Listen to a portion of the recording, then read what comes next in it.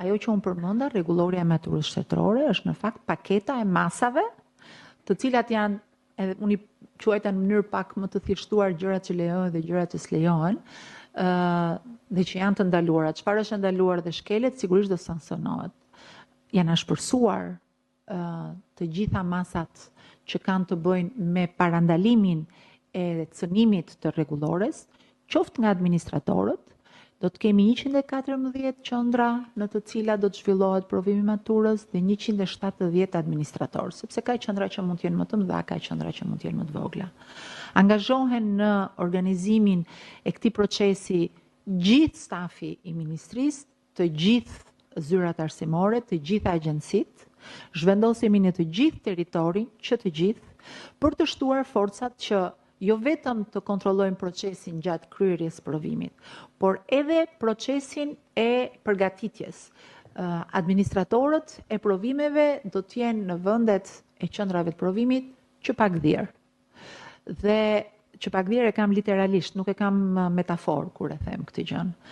Dhe do të ketë një proces kontrolli, pra qoftë edhe me mjete teknologjike, por edhe kontrole fizike të nxënësve, në të cilët, sigurisht, po të kemi parasysh që do të kemi rreth më shumë se 26.600 maturantë që do të marrin pjesë në këto provime, ndoshta qoftë edhe për shkak të moshës, pastaj jo të 26.600 e kusur na dëgjojnë në këtë që po themi, për ta fiksuar që nuk kanë interes ta shkelin rregullin.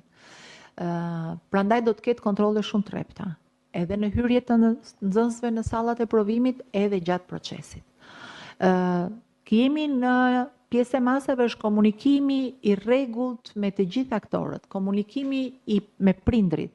Të gjithë mësuesët kujdestar janë në komunikim të rregullt me prindrit e klasës tyre, sepse komunikimi është kjo që po bëjmë ne, por është dhe komunikimi i detajuar kokë më kokë.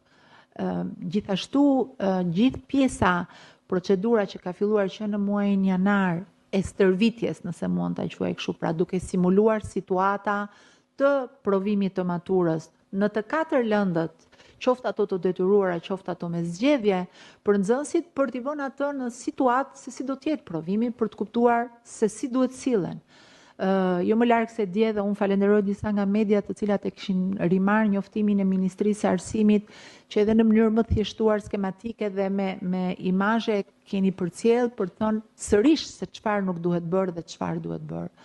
E gjitha kjo është një punë që na ka marrë muaj, është një punë që e organizuar deri në detaje dhe do të vazhdojë derisa të mbarojë gjithë procesi.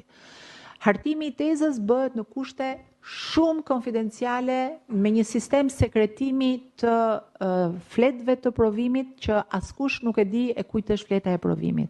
Pa asnjë çdo shkelje e kriterjeve të konfidencialitetit është e identifikueshme. Pra, faleminderit që më bëni pyetje dhe për të thënë, nëse dikush do tentoj ta fotografoj, ta nxjerrë, duhet ta di që tani është çdo fletë e identifikueshme.